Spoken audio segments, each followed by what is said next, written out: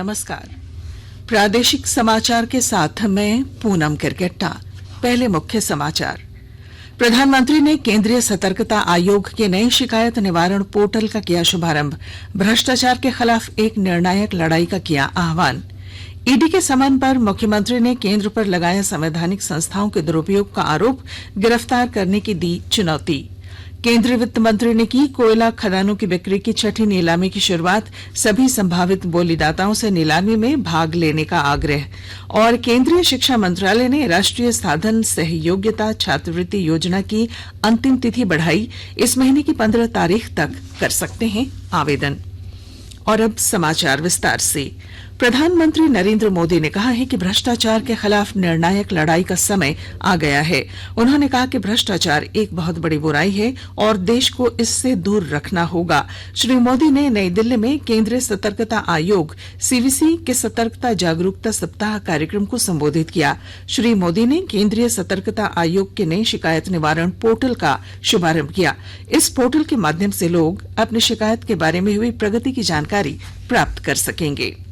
अवैध पत्थर खनन से जुड़े मनी लॉन्ड्रिंग मामले में मुख्यमंत्री हेमंत सोरेन को ईडी की ओर से नोटिस जारी किए जाने पर मुख्यमंत्री हेमंत सोरेन ने आज आवासीय कार्यालय परिसर में झारखंड मुक्ति मोर्चा के कार्यकर्ताओं को संबोधित किया।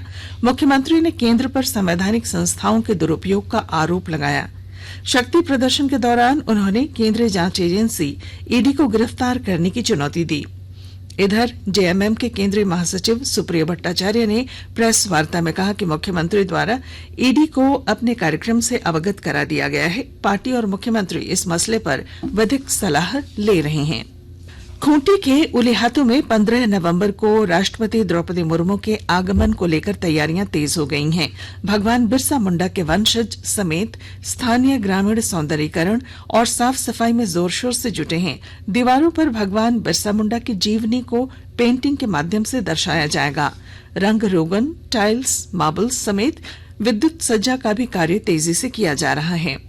वहीं बिरसा मुंडा के वंशज सुखराम मानते हैं, सरकार अपने स्तर पर विकास का काम करती है, लेकिन विकास की रफ्तार यदि तेज हो तभी गांव का विकास पूरी तरह संभव होगा।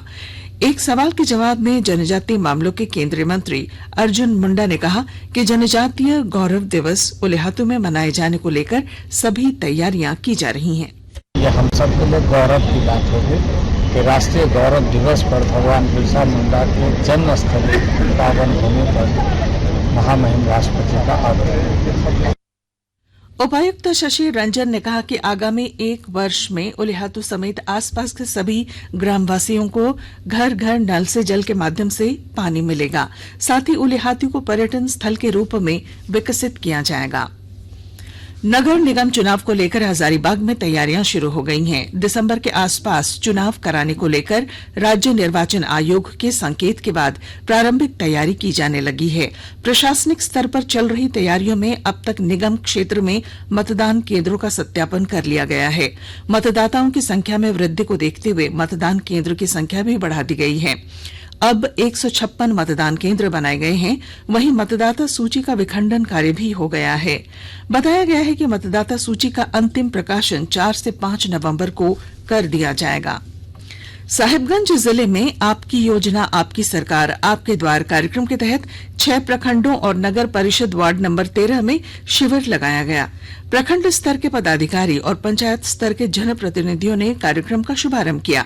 इस क्रम में लाभुकों के बीच धोती, साड़ी, कंबल का वितरण, जॉब कार्ड और स्वीकृति पत्र का वितरण तथा योजना से संबंधित आवेदनों की स्वीकृति दी गई।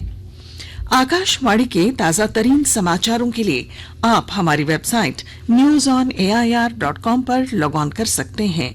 ताजा समाचार Twitter handle @AIR News Alerts और Facebook page all India radio news पर भी उपलब्ध है। आप प्रादेशिक समाचार एकांश के ट्विटर हैंडल @AIR News_Ranchi और फेसबुक, इंस्टाग्राम पेज तथा YouTube channel AIR News Ranchi पर भी हमारे बुलेटिन सुन सकते हैं। प्रादेशिक समाचार आप आकाशवाणी रांची से सुन रहे हैं। केंद्रीय मंत्री निर्मला सीतारमण ने आज नई दिल्ली में कोयला खानों की बिक्री की छठी नीलामी का शुभारंभ किया। इस अवसर पर उपस्थित कोयला मंत्री प्रहलाद जोशी ने सभी संभावित बोलीदाताओं से अपील की कि वे देश के विकास के साथ अपना व्यापार बढ़ाने के लिए नीलामी में हिस्सा लें। नीलामी की प्रक्रिया राजस्व में प्रतिशत हिस्सेदारी के आधार पर पारदर्शी तरीके से 2 चरणों में ऑनलाइन संचालित की जाएगी। और अब अमृत महोत्सव क्विज। आजादी का अमृत महोत्सव।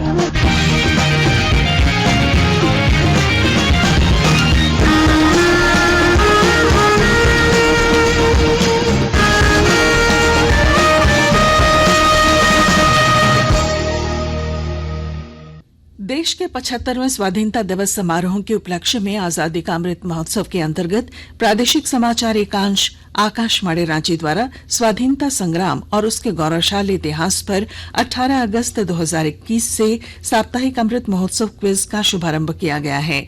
यह क्विज प्रत्येक बुधवार शाम 7 बजे प्रसारित होने वाले प्रादेशिक समाचार में शामिल किया जा रहा है। अमृत महोत्सव क्विज में आकाशवाणी समाचार रांची के साथ सेंट्रल कोलफील्ड्स लिमिटेड और मिशन ब्लू फाउंडेशन सहयोगी के रूप में शामिल हैं। 2 नवंबर यानी कल के क्विज में हमारा प्रश्न था, झारखंड के प्रथम परमवीर चक्र विजेता कौन थे? सही जवाब है अल्बर्ट एक्का।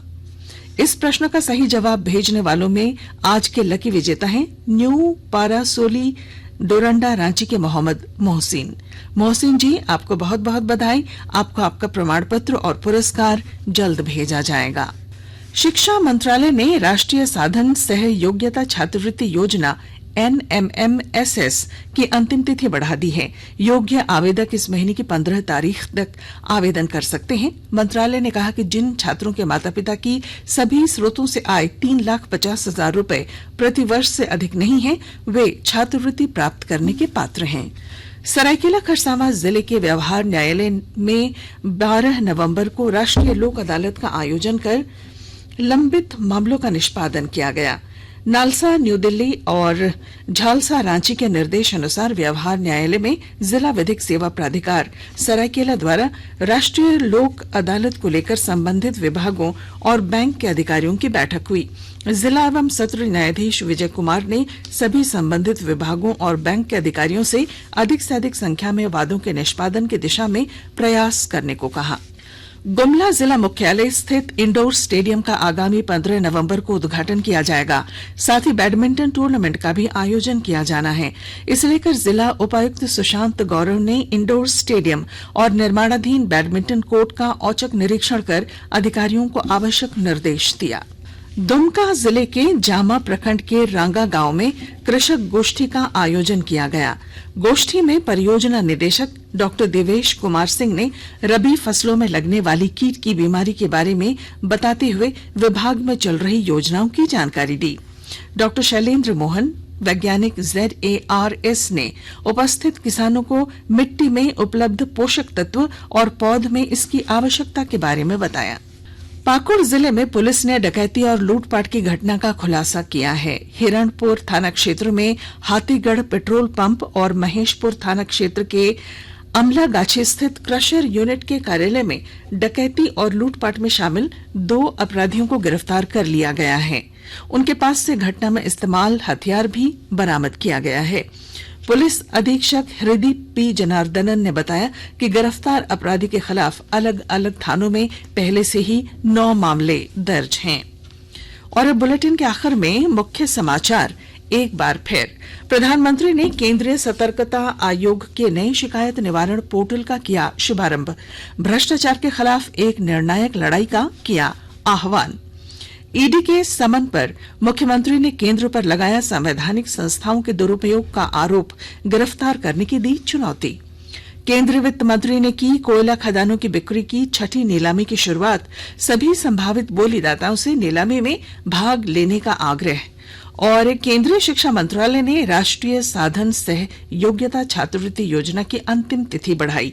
इस महीने की 15 तारीख तक कर सकते हैं आवेदन।